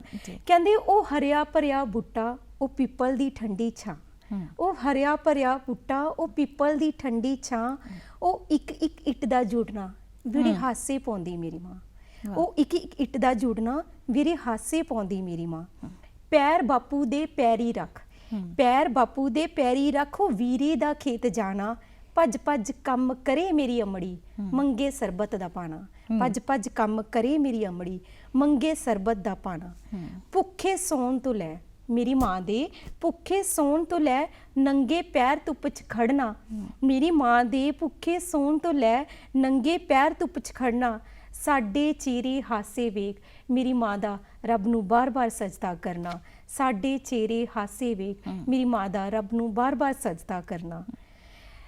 ਕਹਿੰਦੇ ਉਹ ਕੁੜੀ ਜਦੋਂ ਪੇਕੇ ਜਾਂਦੀ ਆ ਨਾ, ਸਹੁਰਿਆਂ ਤੋਂ ਬਾਅਦ ਆਪਣੇ ਪੇਕੇ ਘਰ ਜਾਂਦੀ ਆ, ਤਾਂ ਪੇਕੇ ਜਾਂਦੇ ਹੋਏ ਉਹ ਜਦੋਂ ਪਿੰਡ ਦੀ ਜੂਹ ਤੇ ਖੜੀ ਆ ਤਾਂ ਕੀ ਸੋਚ ਰਹੀ ਆ? ਕਹਿੰਦੀ ਖੜੀ ਹਾਂ ਪਿੰਡ ਦੀ ਜੂਹ ਤੇ, ਖੜੀ ਹਾਂ ਪਿੰਡ ਦੀ ਜੂਹ ਤੇ, ਅੱਜ ਫੇਰ ਬਚਪਨ ਚੇਤੇ ਆਇਆ, ਕੰਬ ਗਈ ਰੂਹ ਮੇਰੀ ਜਦ ਕਦਮ ਅਮੜੀ ਵੇੜੇ ਵੱਲ ਪਾਇਆ, ਕੰਬ ਗਈ ਰੂਹ ਮੇਰੀ ਜਦ ਕਦਮ ਅਮੜੀ ਵੇੜੇ ਵੱਲ ਪਾਇਆ, ਗੋਹੇ ਦੀ ਸੁਗੰਧ ਗੋਹੇ ਦੀ ਸੁਗੰਧ ਉਹ ਪੱਠੇ ਪਾਉਂਦਾ ਬਾਪੂ ਮੈਨੂੰ ਕਿਧਰੇ ਨਜ਼ਰ ਨਾ ਆਇਆ, ਉਹ ਪੱਠੇ ਪਾਉਂਦਾ ਬਾਪੂ ਮੈਨੂੰ ਕਿਧਰੇ ਨਜ਼ਰ ਨਾ ਆਇਆ। ਜਦੋਂ ਉਹ ਵਿਆਹ ਲਈ ਕੁੜੀ ਆਪਦੇ ਮਾਂ-ਬਾਪ ਨੂੰ ਘਰ ਨਹੀਂ ਦੇਖ ਰਹੀ, ਉਹਦੇ ਅਹਿਸਾਸ, ਉਹਦੇ ਹਾਵ ਭਾਵ ਕਿਵੇਂ ਬਿਆਨ ਕਰਦੀ ਆ, ਕਹਿੰਦੀ ਬੱਤਾ ਰੱਖ, ਕੋਕਾ ਕੋਲਾ ਲਿਮਕਾ ਅੱਜਕੱਲ ਸਾਰੇ ਹਨਾ, ਬੱਤਾ ਰੱਖ ਬੇਬੇ, ਬੱਤਾ ਰੱਖ ਭਾਬੋ, ਅੰਦਰ ਨੂੰ ਵੜ ਗਈ ਅਮੜੀ ਦੀ ਯਾਦ ਕਰ ਚੂਰੀ, ਅੱਖ ਮੇਰੀ ਪੜ ਗਈ, ਅਮੜੀ ਦੀ ਯਾਦ ਕਰ ਚੂਰੀ, ਅੱਖ ਮੇਰੀ ਪੜ ਗਈ। ਫਟ ਸੁਣ ਕੇ ਹੋਂਡੇ ਦੀ, ਫਟ ਸੁਣ ਕੇ ਹੋਂਡੇ ਦੀ, ਮੈਂ ਵਿਹੜੇ ਵੱਲ ਨੂੰ ਨੱਸੀ, ਅੰਮੀ ਜਾਏ ਨੂੰ ਦੇਖ ਮੈਂ ਕੁੱਟ ਪਾ ਲਈ ਗਲ ਵਕੜੀ, ਅੰਮੀ ਜਾਏ ਨੂੰ ਦੇਖ ਮੈਂ ਕੁੱਟ ਪਾ ਲਈ ਗਲ ਵਕੜੀ। ਬੇਬੇ ਬਾਪੂ ਬਿਨ ਕਰ ਸੁਣਨਾ, ਬੇਬੇ ਬਾਪੂ ਬਿਨ ਕਰ ਸੁਣਨਾ, ਚਲ ਆ ਮੋੜ ਲਿਆਈਏ, ਘਰ ਦੀ ਠੰਡੀ ਛਾਨਿਓ, ਚਲ ਵਿਹੜੇ ਨੂੰ ਰੁਸ਼ਨਾਈਏ, ਘਰ ਦੀ ਠੰਡੀ ਛਾਨਿਓ, ਚਲ ਵਿਹੜੇ ਨੂੰ ਰੁਸ਼ਨਾਈਏ। ਵੀਰ ਕੀ ਕਹਿੰਦਾ? ਕਹਿੰਦਾ ਫੇਰ ਉਹੀ ਗੱਲਾਂ, ਫੇਰ ਉਹੀ ਗੱਲਾਂ, ਤੂੰ ਕਿਉਂ ਕਮਲ ਕਮਾਇਆ, ਫੇਰ ਉਹੀ ਗੱਲਾਂ, ਤੂੰ ਕਿਉਂ ਕਮਲ ਕਮਾਇਆ, ਸੁਖੀ ਵਸਣ ਦੇ ਘਰ ਮੇਰਾ ਤੂੰ ਕਿਉਂ ਕਲੇਸ਼ ਪਵਾਇਆ। ਆ ਨਹੀਂ ਕਰਨਾ ਉਹ ਨਹੀਂ ਕਰਨਾ, ਆ ਨਹੀਂ ਕਰਨਾ ਉਹ ਨਹੀਂ ਕਰਨਾ, ਹਰ ਗੱਲ ਤੇ ਟੋਕ ਲਗਾਉਂਦੇ ਨੇ, ਰੁੱਖੀ ਨਹੀਂ ਖਾਣੀ ਸਿੱਖੀ ਨਹੀਂ ਖਾਣੀ, ਤੇਰੀ ਭਾਬੋ ਨੂੰ 100 ਕੰਮ ਨਹੀਂ ਹੁੰਦੇ ਨੇ, ਤੇਰੀ ਭਾਬੋ ਨੂੰ 100 ਕੰਮ ਨਹੀਂ ਹੁੰਦੇ ਨੇ। ਨਾਲੇ ਵੀਰ ਕਹਿੰਦਾ ਨਾਲੇ ਖਰਚਾ ਹੋਰ ਬਥੇਰਾ, ਭੈਣ ਮੇਰੀਏ ਖਰਚਾ ਹੋਰ ਬਥੇਰਾ, ਕਿੱਥੋਂ ਉਹਨਾਂ ਤੇ ਲਾਈਏ, 21ਵੀਂ ਸਦੀ ਭੈਣ ਮੇਰੀਏ ਆਪ ਕਮਾਈਏ ਆਪ ਖਾਈਏ, 21ਵੀਂ ਸਦੀ ਭੈਣ ਮੇਰੀਏ ਆਪ ਕਮਾਈਏ ਆਪ ਖਾਈਏ। ਗੱਲ ਸੁਣ ਗੱਲਾਂ ਵੀਰ ਦੀਆਂ, ਸੁਣ ਗੱਲਾਂ ਵੀਰ ਦੀਆਂ, ਅੱਖ ਪਰ ਮੈਂ ਖੜ ਗਈ, ਵਿਰਧ ਆਸ਼ਰਮ ਤੁਰ ਗਏ ਮਾਪੇ, ਰੂ ਅੰਦਰੋਂ ਅੰਦਰੀ ਸੜ ਗਈ, ਵਿਰਧ ਆਸ਼ਰਮ ਤੁਰ ਗਏ ਮਾਪੇ, ਰੂ ਅੰਦਰੋਂ ਅੰਦਰੀ ਸੜ ਗਈ। ਖੈਰ ਕਰੀ ਰੱਬ ਮੇਰਿਆ, ਖੈਰ ਕਰੀ ਰੱਬ ਮੇਰਿਆ, ਤੂੰ ਰਹਿਮਤ ਝੋਲੀ ਪਾਈ, ਮੈਂ ਵੀ ਇੱਕ ਨੂੰਹ ਹਾਂ ਮੈਥੋਂ ਵਿਹੜਾ ਸੁਣਾ ਨਾ ਕਰਵਾਈ, ਮੈਂ ਵੀ ਇੱਕ ਨੂੰਹ ਹਾਂ ਮੈਥੋਂ ਵਿਹੜਾ ਸੁਣਾ ਨਾ ਕਰਵਾਈ। ਮਾਂ-ਬਾਪ ਸਾਡੇ ਘਰ, ਮਾਂ-ਬਾਪ ਸਾਡੇ ਘਰ ਨਹੀਂ, ਅਸੀਂ ਉਹਨਾਂ ਘਰ ਰਹਿੰਦੇ, ਇਹ ਗੱਲ ਬਾਰ-ਬਾਰ ਮੈਂ ਦੁਹਰਾਵਾਂ, ਮਾਂ-ਬਾਪ ਸਾਡੇ ਘਰ ਨਹੀਂ, ਅਸੀਂ ਉਹਨਾਂ ਘਰ ਰਹਿੰਦੇ, ਇਹ ਬਾਹਰ ਦੁਹਰਾਵਾਂ। ਮਾਂ-ਬਾਪ ਘਰ ਵਿੱਚ ਇੰਜ ਸੌਂਦੇ ਜਿਵੇਂ ਬੋੜ ਨੂੰ ਠੰਡੀਆਂ ਛਾਵਾਂ, ਮਾਂ-ਬਾਪ ਘਰ ਵਿੱਚ ਇੰਜ ਸੌਂਦੇ ਜਿਵੇਂ ਬੋੜ ਨੂੰ ਠੰਡੀਆਂ ਛਾਵਾਂ।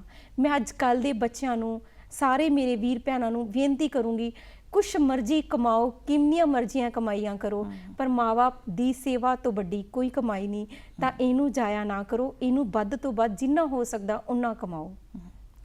ਬਹੁਤ ਹੀ ਖੂਬਸੂਰਤ ਵਿਚਾਰ ਵੀ ਤੁਹਾਡੇ ਕਾਫੀ ਅੱਛੇ ਨੇ। ਕਹਿੰਦੇ ਨੇ ਕਿ ਜੇ ਤੁਹਾਡੇ ਦਿਮਾਗ ਦੇ ਵਿੱਚ ਵਿਚਾਰ ਚੰਗੇ ਆਉਂਦੇ ਨੇ, ਸੋਚ ਚੰਗੀ ਆਉਂਦੀ ਨਹੀਂ, ਤੇ ਤੁਹਾਡੀ ਉਹੀ ਚੀਜ਼ ਤੁਹਾਡੀ ਕਲਮ ਦੇ ਜ਼ਰੀਏ ਬਾਹਰ ਆਉਂਦੀ ਆ। ਜੀ ਬਿਲਕੁਲ। ਤੇ ਤੁਸੀਂ ਜ਼ਿਆਦਾਤਰ ਕਿਹਨਾਂ ਕਵੀਆਂ ਨੂੰ ਜ਼ਿਆਦਾ ਪੜ੍ਹਿਆ? ਮੈਂ ਜ਼ਿਆਦਾਤਰ ਸੁਰਜੀਤ ਪਾਤਰ ਸਰ ਦੀਆਂ ਕਵਿਤਾਵਾਂ, ਸ਼ਿਵ ਕੁਮਾਰ ਬਟਾਲਵੀ ਜੀ ਦੀਆਂ, ਅੰਮ੍ਰਿਤਾ ਪ੍ਰੀਤਮ ਦੀਆਂ, ਇਹਨਾਂ ਦੀਆਂ ਕਵਿਤਾਵਾਂ ਪੜ੍ਹ ਕੇ, ਇਹਨਾਂ ਦੇ ਗੀਤ ਸੁਣ ਕੇ, ਗਜ਼ਲਾਂ ਸੁਣ ਕੇ ਮੈਨੂੰ ਬਹੁਤ ਮਤਲਬ ਇਹਨਾਂ ਤੋਂ ਬਹੁਤ ਇੰਸਪਾਇਰ ਹੋਈਆਂ। ਤੇ ਸਤਿੰਦਰ ਸਰਤਾਜ ਜੀ ਆਲ ਟਾਈਮ ਫੇਵਰਟ, ਉਹਨਾਂ ਨੂੰ ਤਾਂ ਸੁਣ ਕੇ ਐਂ ਲੱਗਦਾ ਵੀ ਵਾਕਈ ਹੀ ਰੂਹਾਨੀਅਤ ਹੈ। ਉਹ ਜਿਹੜੀਆਂ ਵੀ ਕਦੇ ਲੱਗਦਾ ਨਾ ਵੀ ਮਤਲਬ ਕੱਲਾਪਨ, ਤਾਂ ਉਹਨਾਂ ਦੇ ਸੰਗੀਤ ਹੈ ਨਾ ਜੋ ਉਹ ਸਾਰੀ ਚੀਜ਼ ਨੂੰ ਲੁਕੋ ਲੈਂਦੇ ਆ, ਬੁੱਕਲ ਚ ਲੈ ਲੈਂਦੇ ਆ। ਬਿਲਕੁਲ, ਉਹਨਾਂ ਦੇ ਸੰਗੀਤ ਵਿੱਚ ਹੈ ਹੀ ਇੰਨੀ ਜਾਦੂ ਜੀ। ਤੇ ਮਤਲਬ ਫਿਊਚਰ ਪਲਾਨ ਕੀ ਹੈ ਤੁਹਾਡਾ? ਕੀ ਮਤਲਬ ਇਸ ਹੀ ਲਾਈਨ ਦੇ ਵਿੱਚ ਤੁਸੀਂ ਸਾਹਿਤਕਾਰੀ ਦੇ ਖੇਤਰ ਦੇ ਵਿੱਚ ਹੀ ਆਪਣਾ ਇੱਕ ਨਾਮ ਮੁਕਾਮ ਬਣਾਉਣਾ ਚਾਹੋਗੇ, ਜਾਂ ਕਈ ਵੇਲੇ ਲੱਗੇਗਾ ਕਿ ਨਹੀਂ ਜੋ ਹੁਣ ਸੋਚਿਆ ਸੀ ਉੱਥੇ ਤੱਕ ਪਹੁੰਚ ਗਏ ਆ ਤੇ ਕੁਝ ਚੇਂਜ? ਹਲੇ ਤਾਂ ਇੰਨਾ ਵੀ ਕੁਛ ਨਾ ਕੁਛ ਸਿੱਖਣਾ, ਹਲੇ ਨਾ ਜ਼ਿਆਦਾ ਉੱਚਾ ਨਾ ਨੀਵਾਂ, ਹਲੇ ਤਾਂ ਇੰਨਾ ਵੀ ਬਸ ਸਿੱਖਣਾ, ਇਸ ਖੇਤਰ ਦੇ ਵਿੱਚ ਰਹਿ ਕੇ ਨਾ ਮੁਕਾਮ, ਨਾ ਕਾਮਯਾਬੀ, ਨਾ ਸ਼ੋਹਰਤ ਨਾ ਵੀ ਮਿਲੇ, ਪਰ ਸਿੱਖਣਾ ਬਹੁਤ ਆ। ਇੱਕ ਸਿੱਖਣ ਦੀ ਇੱਛਾ ਹੈ ਵੀ ਮੈਨੂੰ ਹੈ ਵੀ ਮੈਂ ਜਾ ਕੇ ਦੇਖਾਂ ਵੀ ਹਾਂ ਲੋਕ ਕਿਵੇਂ ਲਿਖਦੇ ਆ, ਕਿਵੇਂ ਉਹ ਕਰਦੇ ਆ, ਕਿਵੇਂ ਮੀਟਰ, ਕਿਵੇਂ ਉਹ ਉਹਨਾਂ ਦੀ ਹਾਵ ਭਾਵ ਨੇ, ਆਪਣੇ ਤੋਂ ਤਾਂ ਬਹੁਤ ਉੱਚੇ ਇਸ ਖੇਤਰ ਦੇ ਵਿੱਚ ਇੰਨੀ ਕੁ ਦੁਨੀਆ, ਇੰਨੇ ਕੁ ਲੋਕ ਵਧੀਆ ਲਿਖਣ ਵਾਲੇ ਆ, ਤੇ ਮੈਂ ਉਹਨਾਂ ਨੂੰ ਦੇਖ ਕੇ ਮਿਲ ਕੇ ਦੇਖਣਾ ਵੀ ਹਾਂ ਵੀ ਇਹ ਲੋਕ ਕਿੰਨਾ ਕੁ ਮਤਲਬ ਕੀ ਇਹਨਾਂ ਦਾ ਦਾਇਰਾ, ਕੀ ਇਹਨਾਂ ਦਾ ਕਿਵੇਂ ਸੋਚ ਹੈ, ਉਹਨਾਂ ਸਾਰੀਆਂ ਚੀਜ਼ਾਂ ਨੂੰ ਅਹਿਸਾਸ ਕਰਨਾ। ਬਿਲਕੁਲ। ਕਦੇ ਜਿਵੇਂ ਹੁੰਦਾ ਹੈ ਕਿ ਕਵਿਤਾਵਾਂ ਲਿਖੀਆਂ ਜਾਂਦੀਆਂ ਨੇ, ਕਵੀ ਦੀ ਕੋਈ ਕਿਤਾਬ ਆ ਜਾਂਦੀ ਹੈ ਤੇ ਉਹਦੇ ਉੱਤੇ ਫਿਰ ਚਰਚਾਵਾਂ ਹੁੰਦੀਆਂ ਨੇ, ਸਮੇਲਨ ਹੁੰਦੇ ਨੇ, ਔਰ ਗੈਦਰਿੰਗ ਕੀਤੀ ਜਾਂਦੀ ਹੈ, ਉਹਨਾਂ ਨੂੰ ਇੱਕ ਤਰੀਕੇ ਦੇ ਨਾਲ ਇੰਟਰੋਡਿਊਸ ਕੀਤਾ ਜਾਂਦਾ, ਸਮਾਗਮ ਹੁੰਦੇ ਨੇ, ਇੱਕ ਤਰੀਕੇ ਦੇ ਨਾਲ ਇਹਨੂੰ ਚੰਗਾ ਵੀ ਮੰਨਦੇ ਹਾਂ, ਅਤੇ ਕਈ ਵਾਰੀ ਇਹ ਹੁੰਦਾ ਕਿ ਪਬਲਿਸਿਟੀ ਲੈਣ ਦੇ ਲਈ, ਸ਼ੋਹਰਤ ਦੇ ਲਈ ਇਹ ਕੀਤਾ ਜਾਂਦਾ। ਕਿ ਤੁਹਾਡੇ ਅੰਦਰ ਹੈ ਇਸ ਤਰ੍ਹਾਂ ਦੀ ਭਾਵਨਾ ਕਿ ਜਦੋਂ ਵੀ ਮੇਰੀ ਕੋਈ ਕਿਤਾਬ ਆਏਗੀ ਅਤੇ ਇਸ ਦੀ ਬਹੁਤ ਵੱਡੇ ਪੱਧਰ 'ਤੇ ਚਰਚਾ ਹੋਏ, ਮੈਂ ਇਸ ਦੇ ਲਈ ਕੋਈ ਸੰਮੇਲਨ ਕਰਵਾਵਾਂ, ਇਸ ਦੇ ਲਈ ਕੋਈ ਸਮਾਗਮ ਰੱਖਾਂ, ਕੋਈ ਖਾਸ ਤੌਰ 'ਤੇ ਫੰਕਸ਼ਨ ਹੋਣ, ਕਦੀ ਇਸ ਤਰ੍ਹਾਂ ਦੀ ਆਈ? ਨਹੀਂ, ਹਲੇ ਤੱਕ ਤਾਂ ਇਹ ਕੋਈ ਵਿਚਾਰ ਨਹੀਂ ਆਇਆ, ਕਿਉਂਕਿ ਹਲੇ ਤੱਕ ਤਾਂ ਮੈਨੂੰ ਲੱਗ ਰਿਹਾ ਵੀ ਮੈਨੂੰ ਸਿੱਖਣ ਦੀ ਬਹੁਤ ਲੋੜ ਆ। ਜੇ ਆਪਾਂ ਸਿੱਖਾਂਗੇ, ਹਲੇ ਇੰਨੀ ਆਏ ਨਹੀਂ ਵੀ ਆਪਾਂ ਕਿਸੇ ਵੱਡੇ ਲੈਵਲ 'ਤੇ, ਹਲੇ ਤਾਂ ਕਵੀਆਂ ਨੂੰ ਹੋਰ ਦੋ ਮੇਰੇ ਨਾਲ ਦੇ ਜੋ ਲਿਖਦੇ ਆ ਉਹਨਾਂ ਨੂੰ ਦੇਖ ਕੇ ਹਲੇ ਸਿੱਖਣਾ। ਫਿਰ ਜਦੋਂ ਸਿੱਖਣ ਤੋਂ ਬਾਅਦ ਲੱਗਿਆ, ਮੈਨੂੰ ਤਾਂ ਕੋਈ ਮੇਰੇ 2-4 ਦੋਸਤ ਮਿੱਤਰ ਵੀ ਮੇਰੀ ਕਵਿਤਾ ਸੁਣ ਲੈਂਦੇ ਨਾ, ਮੈਨੂੰ ਤਾਂ ਇਹ ਲੱਗਦਾ ਵੀ ਵਾਕਈ ਮੈਂ ਬਹੁਤ ਸੋਹਣਾ ਲਿਖਿਆ। ਅੱਛਾ। ਮੈਨੂੰ ਮੇਰੀ ਇੱਕ ਫਰੈਂਡ ਆ ਸੁਨੀਤਾ ਮੈਮ ਤੇ ਸੋਨੀਆ, ਉਹ ਜਦੋਂ ਵੀ ਕਦੇ ਮੈਂ ਕੁਝ ਵੀ ਲਿਖਾਂ ਨਾ, ਸਭ ਤੋਂ ਪਹਿਲਾਂ ਉਹ ਹੁੰਦੇ ਆ, ਮੈਂ ਇੱਕ ਲਾਈਨ ਵੀ ਲਿਖਾਂ ਤੇ ਉਹ ਸੁਣ ਲੈਣ, ਤਾਂ ਮੈਨੂੰ ਲੱਗਦਾ ਵੀ ਮੇਰੀ ਤਾਂ ਪਤਾ ਨਹੀਂ ਦੁਨੀਆ ਦੇ ਵਿੱਚ ਕਿਹਨੇ ਮੇਰੀ ਕਵਿਤਾਵਾਂ ਸੁਣ ਲੀਆਂ। ਤਾਂ ਮੈਨੂੰ ਉੱਥੋਂ ਲੱਗਦਾ ਵੀ ਬਸ ਹਲੇ 1-2 ਬੰਦੇ ਸੁਣ ਰਹੇ ਆ, ਉਹ ਮੇਰੇ ਲਈ ਬਹੁਤ ਵੱਡੀ ਗੱਲ ਆ। ਅੱਗੇ ਦੇ ਲੈਵਲ ਤੇ, ਜੋ ਅੱਗੇ ਦੇ ਪੱਧਰ ਤੇ ਹੈ, ਜੇ ਮਤਲਬ ਬਾਬਾ ਜੀ ਨੇ ਮਿਹਰ ਕੀਤੀ, ਇਹਨੇ ਜੋਗਾ ਬਣਾਇਆ, ਤਾਂ ਜ਼ਰੂਰ ਜਾਵਾਂਗੇ। ਜ਼ਰੂਰ ਜੀ। ਔਰ ਕਈ ਵਾਰੀ ਇਹ ਹੁੰਦੇ ਆ ਨਾ ਕਿ ਜ਼ਿਆਦਾਤਰ ਮਨ ਦੇ ਵਿੱਚ ਇਨਾਮ ਪ੍ਰਾਪਤ ਕਰਨ ਦੀ ਇੱਛਾ ਵੀ ਹੁੰਦੀ ਆ, ਜਿਵੇਂ ਸਾਹਿਤਕਾਰਾਂ ਨੂੰ ਅਵਾਰਡ ਮਿਲਦੇ ਨੇ, ਕਿ ਇਸ ਤਰ੍ਹਾਂ ਦੀ ਮੇਰੀ ਕੋਈ ਰਚਨਾ ਹੋ ਜਾਏ ਕਿ ਮੈਨੂੰ ਵੀ ਕਿਤੇ ਨਾ ਕਿਤੇ ਅਵਾਰਡ ਮਿਲੇ। ਵੈਸੇ ਰੱਬ ਕਰੇ ਕਿ ਜ਼ਰੂਰ ਮਿਲੇ, ਇਸ ਲੈਵਲ ਤੱਕ ਤੁਸੀਂ ਪਹੁੰਚੋ, ਇਸ ਪੱਧਰ ਤੱਕ ਤੁਸੀਂ ਪਹੁੰਚੋ। ਇਹ ਤੁਹਾਡੀ ਸ਼ਾਇਰੀ ਜਿਹੜੀ ਹੈ, ਤੁਹਾਡੀ ਕਲਮ ਜਿਹੜੀ ਆ, ਇਹਨਾਂ ਮੁਲੱਦੀਆਂ ਨੂੰ ਛੂਹੇ, ਦੁਆ ਤਾਂ ਇਹ ਆ। ਇਸ ਤੋਂ ਬਿਨਾਂ ਜੇ ਕਹਿੰਦੇ ਹੋ ਕਿ ਜ਼ਿੰਦਗੀ ਦੇ ਵਿੱਚ ਕੁਝ ਹੋਰ ਵੀ ਅਧੂਰਾ ਹੈ ਜੋ ਮੈਨੂੰ ਕਰਨਾ ਚਾਹੀਦਾ, ਉਹਦੇ ਬਾਰੇ?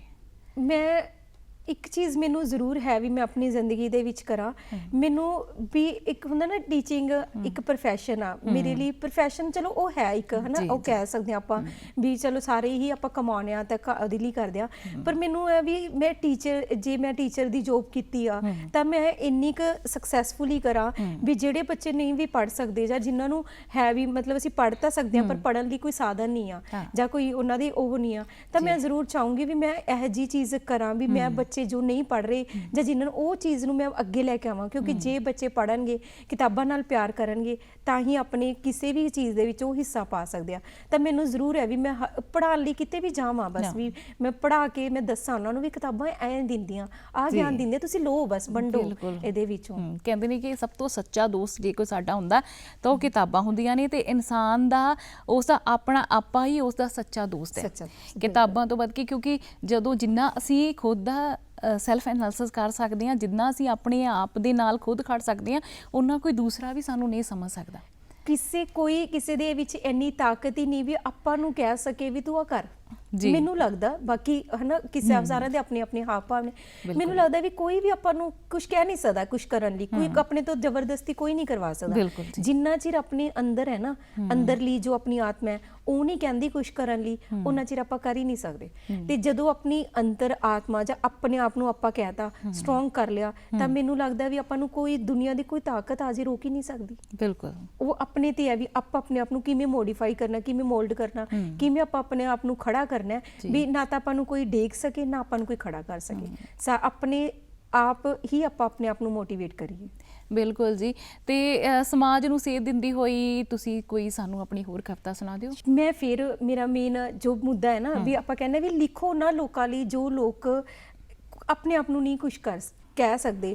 ਤਾਂ ਮੈंने ਇੱਕ ਕਵਿਤਾ ਲਿਖੀ ਸੀ, ਉਮੀਦ ਹੀ ਜ਼ਿੰਦਗੀ, ਉਮੀਦ ਹੀ ਜ਼ਿੰਦਗੀ।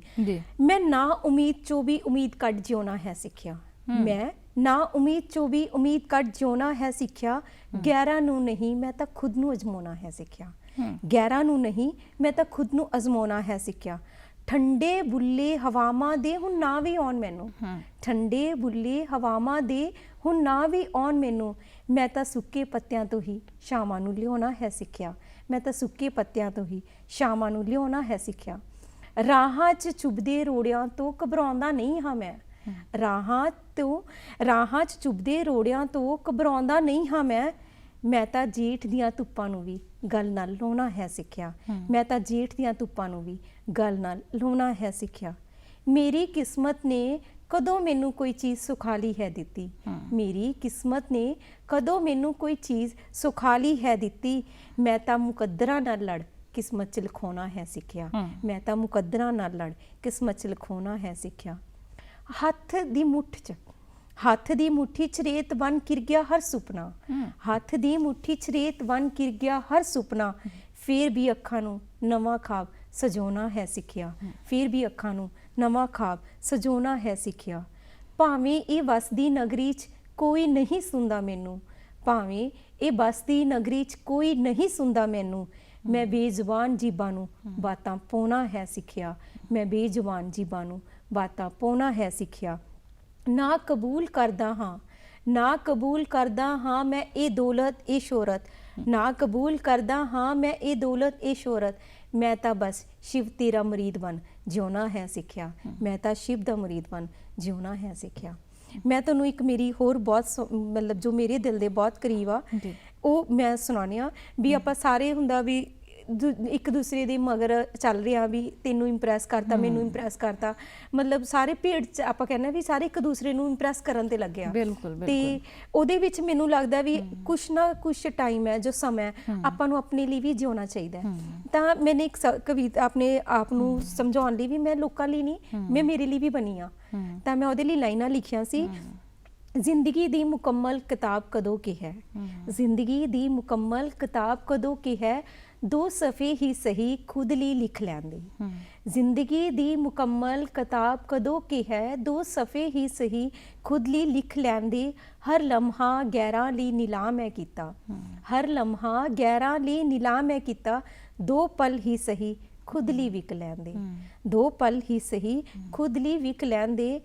ਕਰਮਾਂ ਦਾ ਲੇਖਾ ਜੋਖਾ ਕਿੰਨਾ ਕੁ ਜੁੜਿਆ। ਕਰਮਾਂ ਦਾ ਲੇਖਾ ਜੋਖਾ ਕਿੰਨਾ ਕੁ ਜੁੜਿਆ। ਕੁਝ ਹਿਸਾਬ ਖੁਦ ਲਈ ਵੀ ਸਿੱਖ ਲੈਂਦੇ। ਹਰ ਪਾਸੇ ਸ਼ੋਰ ਹੈ ਮੰਜ਼ਿਲ ਤੈਨੂੰ ਪਾਉਣ ਦਾ। ਹਰ ਪਾਸੇ ਸ਼ੋਰ ਹੈ ਮੰਜ਼ਿਲ ਤੈਨੂੰ ਪਾਉਣ ਦਾ। ਮੈਨੂੰ ਮੁਸਾਫਿਰ ਬਣ ਦੋ ਪਲ ਟਿਕ ਲੈਂਦੇ। ਜਾਂਚ ਨਹੀਂ ਮੈਨੂੰ ਦੋਰੇ ਮਖੋਟਿਆਂ ਦੀ। ਜਾਂਚ ਨਹੀਂ ਮੈਨੂੰ ਦੋਰੇ ਮਖੋਟਿਆਂ ਦੀ। ਖੁਦ ਦਾ ਅਕਸ ਹੀ ਸਾਫ਼ ਦਿਖ ਲੈਂਦੇ। ਸਿਰ ਝੁਕਾ ਸਭ ਨੂੰ ਫਤਿਹ ਹੈ ਬੁਲਾਈ। ਹੁਣ ਤੱਕ ਸਿਰ ਝੁਕਾ ਸਭ ਨੂੰ ਫਤਿਹ ਹੈ ਬੁਲਾਈ। ਹੁਣ ਖੁਦ ਦੇ ਪੈਰਾਂ ਹੇਠ ਵਿਸ਼ ਲੈਂਦੀ। शिव शिव कर जग पहचान बनाई। मेरे फिर वही शिव शिव शिव कर जग पहचान बनाई। हुण सिमी नाम भी लफ्ज़ां च लिख लैंदी। हुण सिमी नाम भी लफ्ज़ां च लिख लैंदी। सिमी हुण तक तुहाड़ियां तुसीं किताबां दे जरिए अपना नाम जिहड़ा बनाउणा चाहुंदे हो ਤੇ ਤੁਹਾਡੀ ਕਿਤਾਬ ਜਿਹੜੀ ਹੈ ਤੁਸੀਂ ਮੁਕੰਮਲ ਕਰ ਚੁੱਕੇ ਹੋ ਕਿਤਾਬ ਆ ਗਈ ਹੈ ਤੁਹਾਡੀ ਹੁਣ ਤੱਕ? ਨਹੀਂ ਹਲੇ ਆਉਣੀ ਆ ਹਲੇ ਮਤਲਬ ਮੈਨੂੰ ਥੋੜਾ ਜਿਹਾ ਹੈ ਉਹੀ ਸੇਮ ਵੀ ਥੋੜਾ ਲਿਖਲਾ ਸਿੱਖ ਲਈਏ ਹਲੇ ਸਾਰੀ ਚੀਜ਼ਾਂ ਦੀ ਨੌਲੇਜ ਲੈ ਲਈਏ ਫਿਰ ਉਹ ਤੋਂ ਬਾਅਦ ਆਪਾਂ ਪਬਲਿਸ਼ ਕਿਉਂਕਿ ਹਲੇ ਤਾਂ ਸਿੱਖਣ ਦੇ ਟਾਈਮ ਦੇ ਚੱਲ ਰਿਹਾ ਜਦੋਂ ਥੋੜਾ ਜਿਹਾ ਲੱਗਿਆ ਵੀ ਆਪਾਂ ਇਸ ਫੀਲਡ ਦੇ ਵਿੱਚ ਇਸ ਖੇਤਰ ਦੇ ਵਿੱਚ ਕੁਝ ਸਿੱਖ ਲਿਆ ਫਿਰ ਜ਼ਰੂਰ ਮਤਲਬ ਕਿਤਾਬ ਦੀ ਉਹ ਰੱਖਾਂਗੇ। ਇਹ ਜਿਹੜੀ ਕਿਤਾਬ ਦੇ ਵਿੱਚੋਂ ਤੁਸੀਂ ਸਾਨੂੰ ਕਵਿਤਾਵਾਂ ਪੜ੍ਹ ਕੇ ਸੁਣਾ ਰਹੇ ਸੀ ਇਹਦੇ ਵਿੱਚ ਤੁਹਾਡੀਆਂ ਆਪਣੀਆਂ ਕਵਿਤਾਵਾਂ ਕਿਸੇ ਨੇ ਐਡਿਟ ਕੀਤੀਆਂ ਨੇ? ਐਜ਼ ਅ ਕੋ ਆਥਰ ਮੈਨੇ ਇਹਨਾਂ ਦੇ ਵਿੱਚ ਕੰਮ ਕੀਤਾ ਹੋਇਆ ਤੇ ਇਹ ਮੇਰੀਆਂ ਕਵਿਤਾਵਾਂ ਨੇ ਜੋ ਮੈਨੂੰ ਲੱਗ ਰਿਹਾ ਮੈਨੇ ਇਹਦੇ ਵਿੱਚ ਕੋ ਆਥਰ ਕੰਮ ਕੀਤਾ ਸੀਗਾ ਕਲਮਾਂ ਦੇ ਸੰਗ। ਪਹਿਲੀ ਵਾਰ ਹੋਇਆ ਸੀ ਜਦੋਂ ਮੈਨੂੰ ਕਿਸੇ ਨੇ ਕਵਿਤਾ ਦੇ ਵਿੱਚ ਰੂਪ ਦੇ ਵਿੱਚ ਉਹ ਕੀਤਾ ਸਨਮਾਨ ਕੀਤਾ ਉਹਨਾਂ ਨੂੰ ਮੈਨੂੰ ਬਹੁਤ ਵਧੀਆ ਲੱਗਿਆ ਤੇ ਉਹਨਾਂ ਨੇ ਮੇਰੀਆਂ ਕਵਿਤਾਵਾਂ ਇਸ ਬੁੱਕ ਦੇ ਵਿੱਚ ਛਾਪੀਆਂ। ਲਫ਼ਜ਼ਾਂ ਦੇ ਤੀਰ ਇਹ ਮੇਰੀਆਂ ਪਹਿਲੀਆਂ ਬੁੱਕਸ ਦੇ ਵਿੱਚ ਸੀ ਜਿਨ੍ਹਾਂ ਦੇ ਵਿੱਚ ਮੈਨੇ ਬਹੁਤ ਖੁਸ਼ੀ ਸੀ ਵੀ ਪਹਿਲੀ ਵਾਰ ਮੇਰੀ ਕੋਈ ਕਵਿਤਾ ਇਹਦੇ ਵਿੱਚ ਛਪ ਰਹੀ ਹੈ ਬੁੱਕਸ ਦੇ ਵਿੱਚ। ਜੀ ਬਹੁਤ ਹੀ ਵਧੀਆ ਸਿਮੀ ਬਹੁਤ ਵਧੀਆ ਲੱਗਿਆ ਤੁਹਾਡੇ ਨਾਲ ਗੱਲਬਾਤ ਕਰਕੇ ਔਰ ਇੱਕ ਗੱਲ ਹੋਰ ਜਾਣਨਾ ਚਾਹਾਂਗੇ ਕਿ ਨਾਮ ਤੁਹਾਡਾ ਇਹ ਸ਼ਾਰਟ ਸਿੰਮੀ ਹੀ ਹੈ ਸਿੰਮੀ ਜਿੰਦਲ ਹੀ ਹੈ ਜਾਂ ਤੁਸੀਂ ਇਹ ਨਾਮ ਸਿਰਫ ਆਪਣਾ ਸਾਹਿਤ ਦੇ ਖੇਤਰ 'ਚ ਰੱਖਿਆ? ਨਹੀਂ ਸਾਹਿਤ ਦੇ ਖੇਤਰ ਦੇ ਲਈ ਸਭ ਤੋਂ ਪਹਿਲਾਂ ਮੈਂ ਨਾਮ ਰੱਖਿਆ ਸੀ ਸ਼ਿਵ ਜਿੰਦਲ। ਅੱਛਾ ਜੀ। ਮੈਂ ਤੁਹਾਨੂੰ ਦੱਸਿਆ ਮੈਨੂੰ ਸ਼ਿਵ ਨਾਲ ਨਾਮ ਨਾਲ ਬਹੁਤ ਲਗਾਅ ਹੈ। ਮੈਂ ਸਾਹਿਤ ਦੇ ਖੇਤਰ ਲਈ ਨਾਮ ਰੱਖਿਆ ਸ਼ਿਵ ਜਿੰਦਲ ਪਰ ਬਾਅਦ ਚੋਂ ਮੈਨੂੰ ਜਦੋਂ ਸਾਹਿਤਕਾਰ ਸਾਰੇ ਜੁੜਦੇ ਗਏ ਵਧੀਆ ਵਧੀਆ ਲੇਖਕ ਜੁੜਦੇ ਗਏ ਉਹਨਾਂ ਨੇ ਮੈਨੂੰ ਕਿਹਾ ਵੀ ਤੁਸੀਂ ਤਾਂ ਮਾਨਸਾ ਸ਼ਹਿਰ ਤੋਂ ਬਿਲੋਂਗ ਕਰਦੇ ਹੋ ਮਾਨਸਾ ਤੁਹਾਡਾ ਪਿਛੋਕੜ ਆ ਤਾਂ ਤੁਸੀਂ ਆਪਣੇ ਸ਼ਹਿਰ ਤੁਹਾਡਾ ਸ਼ਹਿਰ ਵੈਸੇ ਹੀ ਸਿੱਧੂ ਮੂਸੇਵਾਲੇ ਵੀਰ ਜੀ ਕਰਕੇ ਹੁਣ 2200 ਪੰਜਾਬ 9 ਦੇ ਸੀਜ਼ਨ ਦੇ ਮਾਨਸਾ ਦਾ ਸਾਹਿਲ ਇੱਕ ਬੱਚਾ ਫਸਟ ਆਇਆ ਉਹ ਵੀ ਮਾਨਸਾ ਕਹਿੰਦੇ ਤੁਸੀਂ ਆਪਣਾ ਨਾਮ ਸਿੰਮੀ ਮਾਨਸਾ ਹੀ ਰੱਖਣਾ। ਅੱਛਾ ਜੀ। ਤਾਂ ਉਸ ਤੋਂ ਬਾਅਦ ਮੇਰਾ ਵੈਸੇ ਵੀ ਕਿਤਾਬਾਂ ਬੁੱਕਸ ਸਾਰੇ ਉਹਦੇ ਵਿੱਚ ਨਾਮ ਸਿੰਮੀ ਤੇ ਹੀ ਹੈ। ਸਿੰਮੀ ਹੁਣ ਮੈਨੇ ਨਾਮ ਚੇਂਜ ਕਰਕੇ ਸਿੰਮੀ ਮਾਨਸਾ ਕੀਤਾ। ਜੀ ਸਿਮੀ ਬਹੁਤ ਹੀ ਵਧੀਆ ਲੱਗਦਾ ਹੈ ਇਹ ਗੱਲਬਾਤ ਕਰਨਾ ਜਦੋਂ ਸਾਡੇ ਨਾਲ ਕੋਈ ਨਹੀਂ ਕਹਿੰਦੇ ਕਿ ਹਮ ਉਮਰ ਬੈਠਾ ਹੋਵੇ ਤੇ ਉਹ ਵੀ ਇਹਨੇ ਚੰਗੇ ਵਿਚਾਰਾਂ ਵਾਲਾ, ਜਿਹੜੇ ਆਪਣੇ ਅਨੁਭਵ ਨੂੰ ਬਿਆਨ ਕਰਨ ਦੀ ਜਿਹਦੇ ਵਿੱਚ ਕਲਾ ਵੀ ਹੋਵੇ ਨਾ, ਉਹ ਆਪਣੇ ਵਿਚਾਰਾਂ ਨੂੰ ਸਲੀਕੇ ਦੇ ਨਾਲ ਬਿਆਨ ਵੀ ਕਰ ਸਕਦਾ ਹੋਵੇ। ਵਧੀਆ ਲੱਗ ਰਿਹਾ ਇਹ ਗੱਲਾਂ ਬਾਤਾਂ ਕਰਨਾ ਤਾਂ, ਪਰ ਗੱਲ ਇਹ ਹੈ ਨਾ ਕਿ ਜਿਹੜਾ ਸਮਾਂ ਹੁੰਦਾ ਉਹ ਸਾਨੂੰ ਇਜਾਜ਼ਤ ਨਹੀਂ ਦਿੰਦਾ, ਇੱਕ ਲਿਮਿਟ ਦੇ ਵਿੱਚ ਵੱਜ ਕੇ ਹਮੇਸ਼ਾ ਹੀ ਰਹਿਣਾ ਪੈਂਦਾ। ਸੋ ਤੁਸੀਂ ਆਏ ਸਾਡੇ ਸਟੂਡੀਓ ਦੇ ਵਿੱਚ, ਆਪਣੇ ਵਿਚਾਰ ਦੱਸੇ, ਆਪਣੀਆਂ ਕਵਿਤਾਵਾਂ ਸੁਣਾਈਆਂ, ਇਸ ਦੇ ਲਈ ਤੁਹਾਡਾ ਬਹੁਤ ਬਹੁਤ ਧੰਨਵਾਦ, ਸ਼ੁਕਰੀਆ।